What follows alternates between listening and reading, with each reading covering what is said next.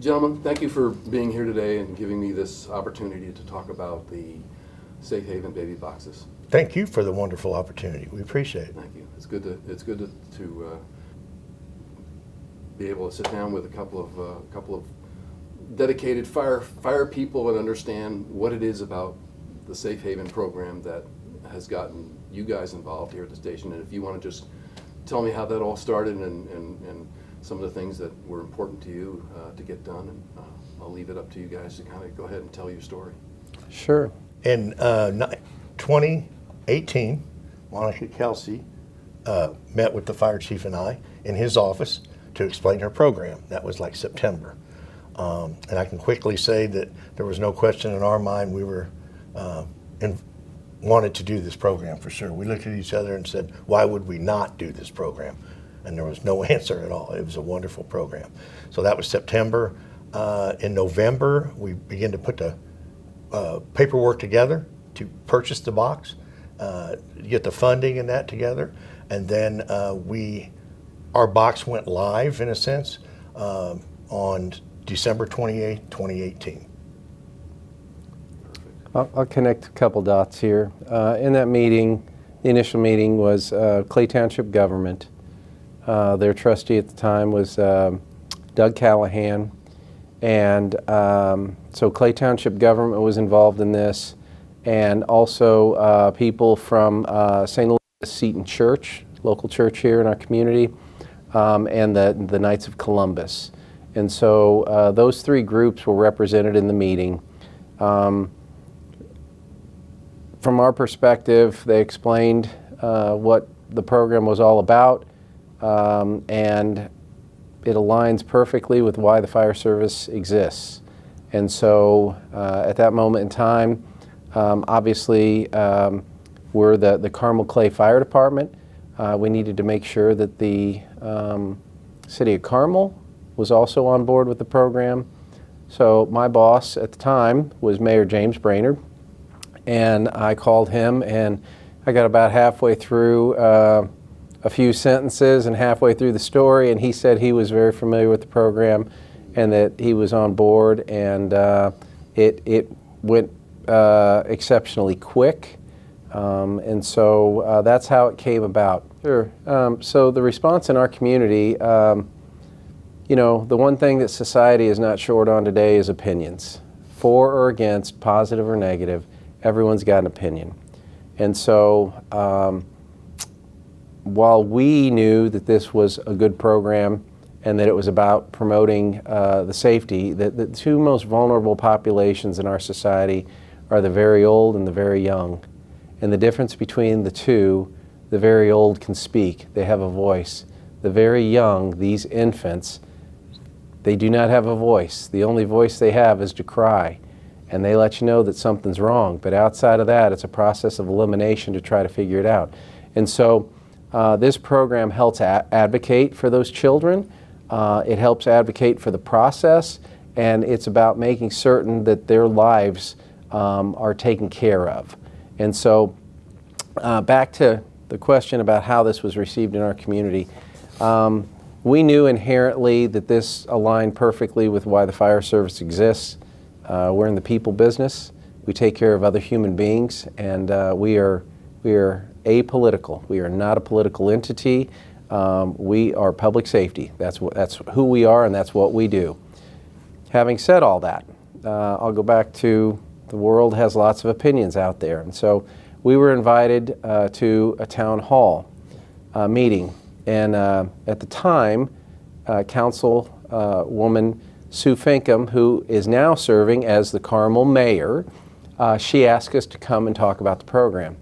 And so we were at the end of the program, and the town hall meeting had many other departments, lots of directors there, and there's been a lot of construction in our community recently, and so people were expressing their displeasure of some of the construction and some of the traffic patterns and the speeds in which our community was passing on their roadways.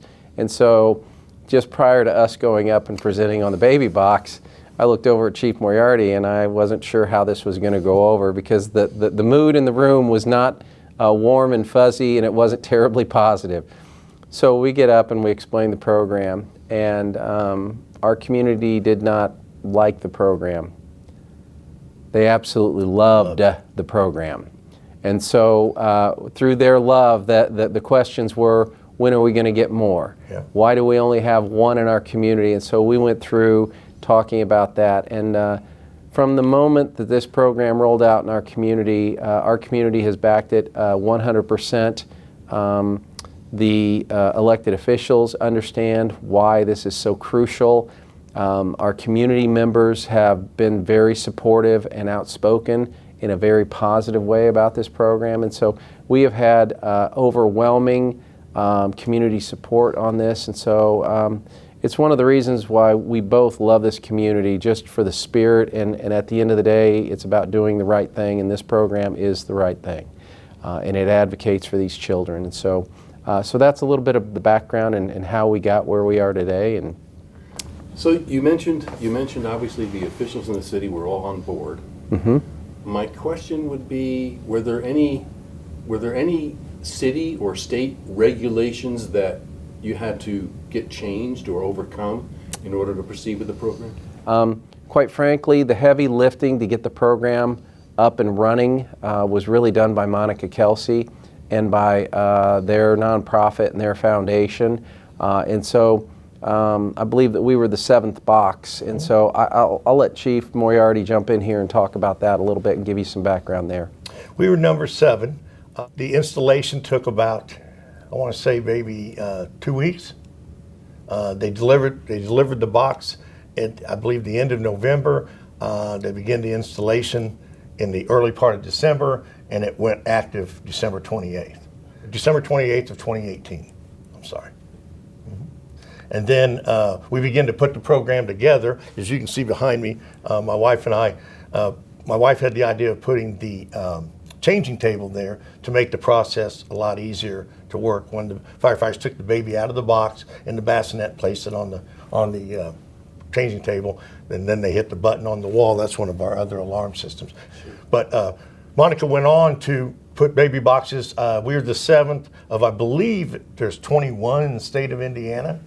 And then That number is always growing. always growing. Yeah, as I told you just the other day, she informed me that she was blessing the 200th box.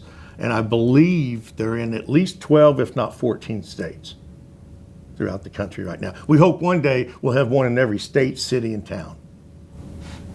If you would, go ahead and describe the process that happens when someone goes ahead and places a baby in the box.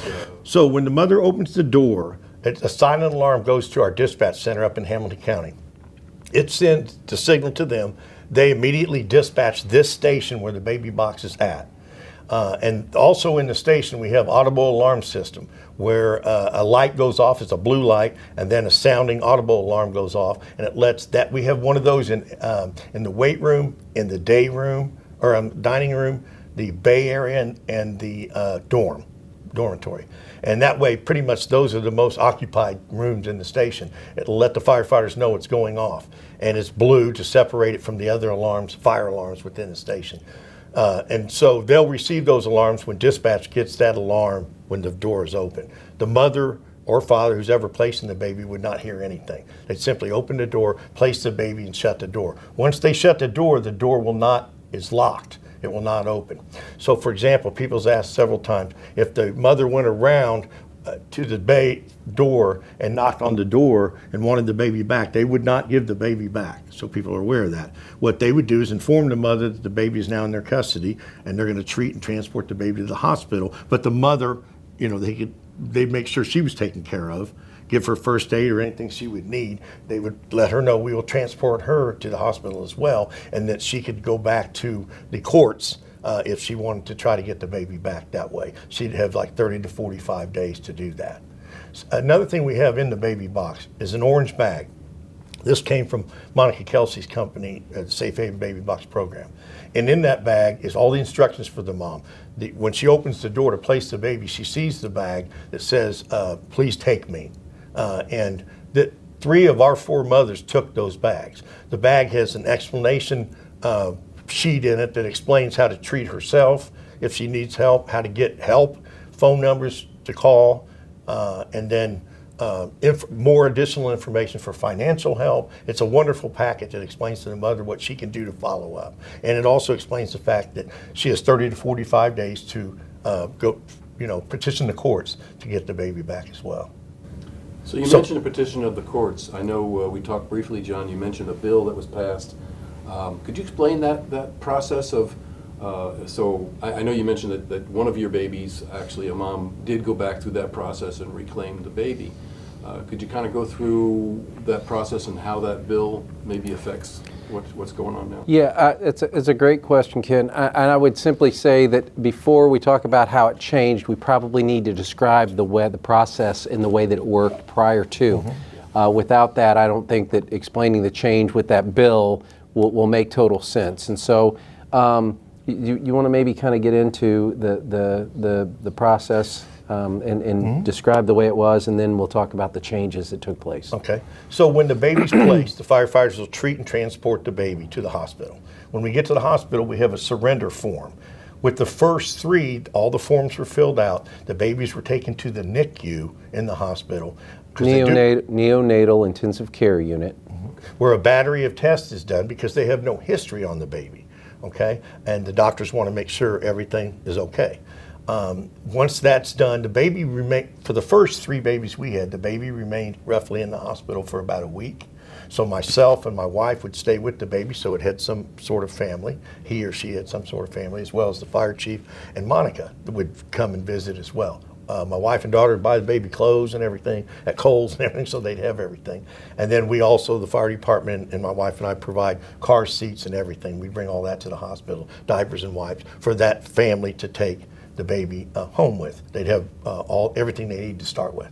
So, but with our first 3 babies, the baby would remain in the hospital for a week, and then the Department of Child Services, DCS, would contact us and say they're coming to get the baby used. They keep in touch with us all during that week to know how the baby's doing.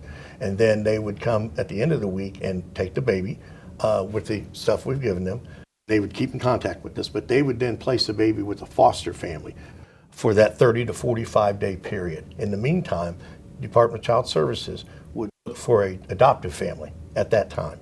So that's kind of the way our first 3 babies, the program went. It went very well. The babies were adopted. And then, as I said, the 3rd mother had appealed the baby and went back to court and got the baby back. And that was with the 3rd baby. The first 2 were with the foster families and then placed for adoption through DCS. So all 3 of our first 3, DCS was involved with that program, and the baby went from the hospital to the foster family to the adoptive family, all being overseen by Department of Child Services. So the scenario with the first baby, it was the first time it had happened here, first time with the hospital. It was a series of firsts. And quite frankly, because it was the first time going through it, we were all learning. And so that process went exceptionally well. Everybody came together, rallied around the baby, and the decisions that were being made for the baby were in the best interest of the baby. Second time we did it, which again, we went for several years with nothing. The scenario with the first baby to the second baby, our role was limited, and it diminished somewhat. By the time the 3rd baby rolled around, in the span of 6-7 weeks, our role at the hospital in spending time with the child was very limited. And it was limited by the Department of Child Services. The Department of Child Services, they are wonderful human beings doing a very tough job, and they are overworked. And so they are doing the best job they can. Having said that, all the nurses in the neonatal intensive care unit knew John and his wife, and they recognized me. And so after the 3rd baby was transferred, from the emergency room to the neonatal intensive care unit, we went up to see the baby. The baby was stable. We were going up to check on the baby and to see the baby. And they called us by name. They knew us. And they said, we said that we were here to see the baby and that we wanted to go back. And they informed us that we could not go back. And the problem that we had essentially was that the message that we interpreted was the process would rather have no one back there with the child than to have someone who has been in the fire service for 42 years, for over 30 years, who has been vetted, who have committed our entire career and our adult life to helping other human beings, who has been vetted. They go into people's homes on their worst moment in their lives, and they have 100% total trust in firefighters. So the message that I believe was being sent is that they did not want us in the room and that they would rather have no one in the room. All studies say that skin-to-skin contact, the first, days, weeks, months Bonding. of a human being's life is through the bonding. And so as we would walk through the hallway to go down and visit the other children, if you look to the left, you see families in there with their child in the neonatal intensive care unit. You look to the right, you see the families in with these infants. And then you would walk into this room of this child who had just been surrendered, and there was no one. And if there were people in the room, it was the nurses and the doctors, and occasionally a volunteer that would come in to rock the baby for maybe 30 minutes. But they had lots of other babies to go check on, and we praise the volunteers. We are thankful for them. However, those children, unless there was something wrong, were left alone. Our belief is that the mother and the family had enough faith in Carmel firefighters that we should be in that room to help nurture and hold and soothe those infants. So, as that process became more restrictive in the hospital, and again, the hospital was doing what they were told to do by the Department of Child Services. We at Carmel Fire felt as if there is a better way to do this and there has to be a better system, and so we wanted to help advocate and give these children a voice.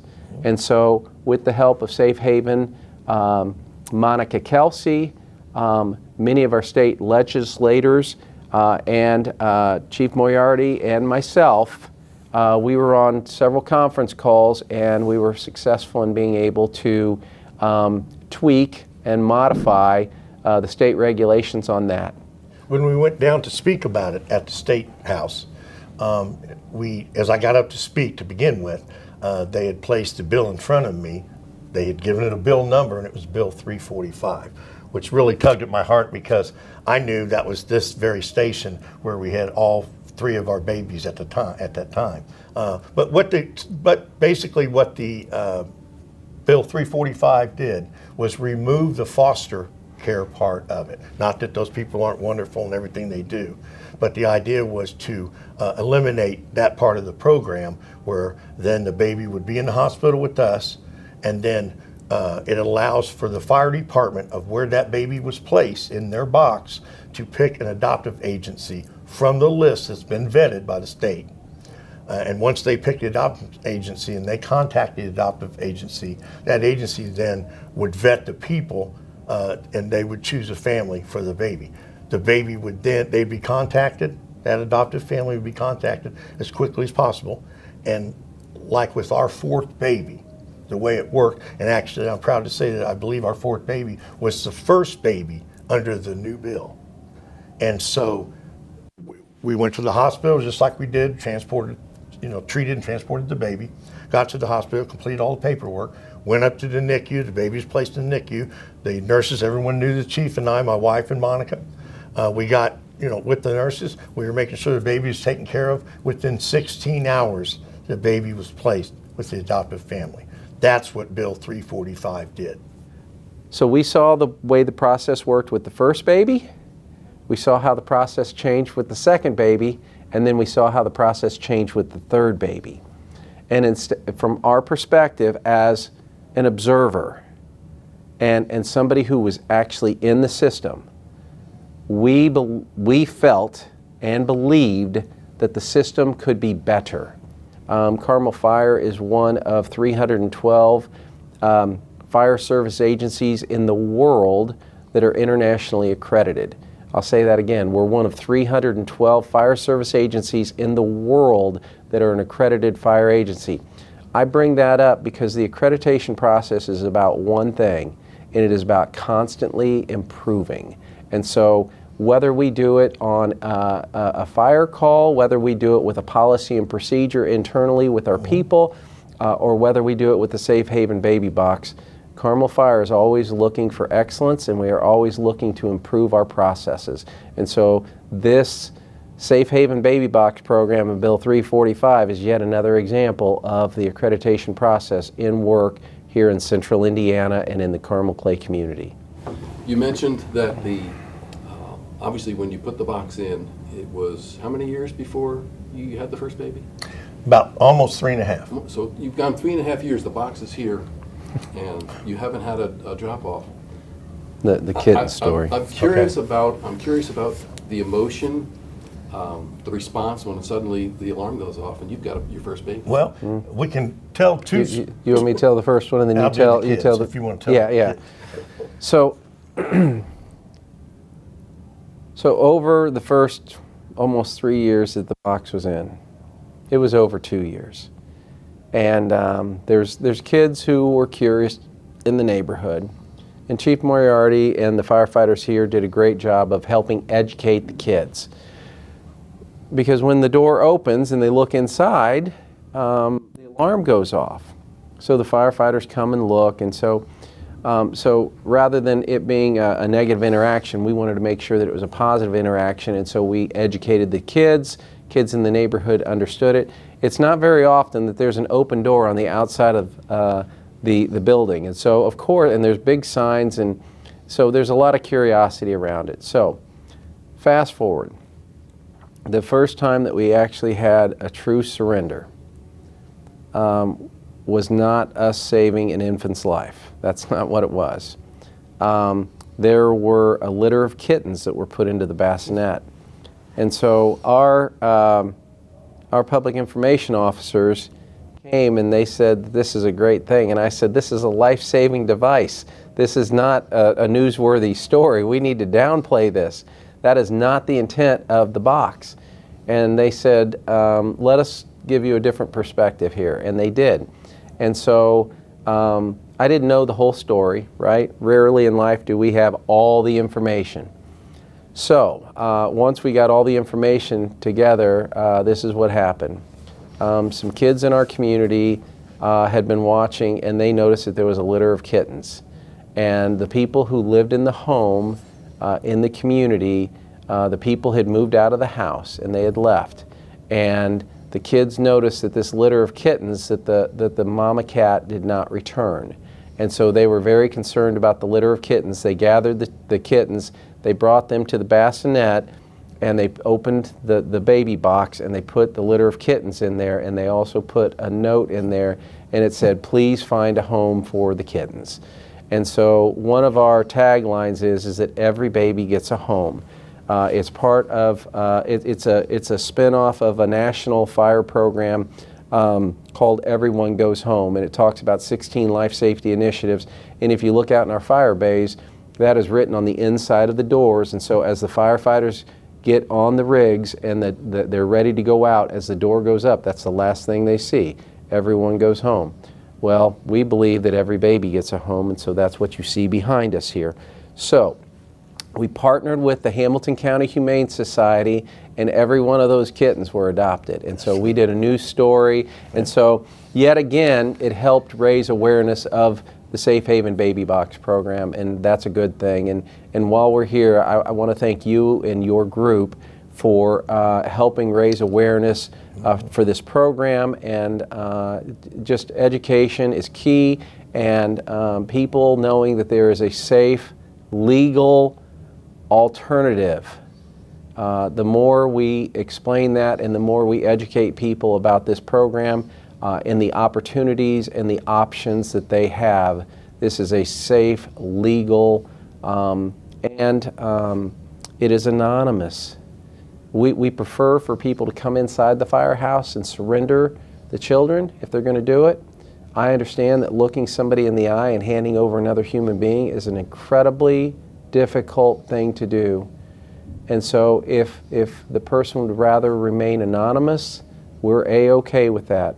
One of our firefighters described the Safe Haven Baby Box as yet another doorway into the fire station. So We were working, I think that was the second part of your question. Yeah, I love okay. this, yeah. We were working right next door at Clay Township. We had a temporary office in there. And so when the alarm went off, I have it on my phones too, and some of the other officers do as well. So when the alarm is activated, the alarm company will notify us by phone, and we receive a signal as well as it going off in the station. So I was just next door when it went off. It's happened before, like the chief was talking about with the kittens, and then sometimes when kids were like just curious and they opened the door and set it off, and we'd come over and check it out. And I always told the firefighters, as the chief stated, we want to let the kids know it's fine. You know, they're curious. So we won't get upset at them. We'll bring them around and show them the inside of it, and then explain the process and what it does. And they were like, really, this is really neat. So then it turned out really good where the kids start kind of protecting it, keeping an eye on it through the neighborhood so no one would mess with it, which is really good. So that makes things good that way as well, if that makes sense. When I was there working in the office and the alarm went off, I saw it, I got up, I started across the back parking lot here at Station 345, and as I came across the parking lot, the captain here called me and said, "We have a real baby." So I started running, and of course they all loved that later. We talked about it because I have 2 metal hips, and I'm not that fast. But anyway, that's another story. But as I came in the back door, I saw the firefighters with the bassinet and the baby in it going out the door and making the turn to go out where the trucks are. And I tell everyone, at that moment in my life, I thought this is one of the greatest pictures I've ever seen in my life, because they all had a hand on the bassinet, all 6 of them. And it's like nothing's going to happen to that baby. They were as excited as I was, and I wish I'd taken a picture. That's what I missed. But they all went to the ambulance. They treated the baby here and prepared for transport. And then when they got to the ambulance, they separated, but some went to the hospital and some stayed here to reset the box and clean it up in that. And then I followed them to the hospital, and then what we do is, like I said, we meet with the staff there. They begin to treat the baby at the hospital. We have a surrender form that they complete there, and that stays with the baby's medical record, and we keep a copy for our records as well. And then we've kind of explained how the baby would go to the NICU, and that part would continue. But what I did was we stayed with the baby that afternoon, and I got my wife up there to be with it. The chief was with the baby, as well as Monica. And then that evening I came back to the station once they put the baby down kind of for the night with the nurses and the doctors and that. I came back to the station to make sure this was all set, and they had reset the baby box. And I asked the firefighters, who did that. Of course, no one would own up to cleaning it up, but I just wanted to thank them for it. And then it was very neat that they all kind of approached me and said, at that time, we'd only had 1 alarm in the station, audible alarm. And they began to ask me in the hallway, "Hey, Chief, can we put another one in the dorm, and one in where the trucks are, and then one by the dining area, and the weight room as well?" And so I said, "Absolutely, by all means." But I just thought the way it drew the interest up was really touched my heart as well. Then they told me, "Hey, Chief, we want to let you know we made a birthday cake for the baby." And I'm like, "Oh my goodness, where's it at?" And they said, "It's in the kitchen." So I go in the kitchen, there's this big pan, the cake, and they said we put sprinkles on it as well for him, which is really cool. And I said, "Well, thank you." And I said, "Who ate half of it?" And they said, "Well, he'd want us to eat it." So, it's just little things like that touch your heart. And then I begin to see the involvement, obviously, questions coming back at me and that stuff like that as well, which is really important. From the very beginning, we provided training for all the firefighters. Even outside agencies came in. We brought all the dispatchers down. So when they get the call, when they receive the signal from this, dispatch would know themselves. They could picture, having brought them in here and showed them how it all worked. When they're receiving that call, they know what's going on as well. I wanted all the areas covered that we could possibly cover. Even when this station's out on a call, the way it works is the next closest station is called. Even though we, myself and Chief and others are en route to here, other fire stations are called that are close by. At the end of the day, it's about treating the baby, and then if the mom comes around and the mom wants help, we will help that person again. The fire service exists to take care of human beings and take care of lives, and so that's what we're here for, and that's what we do.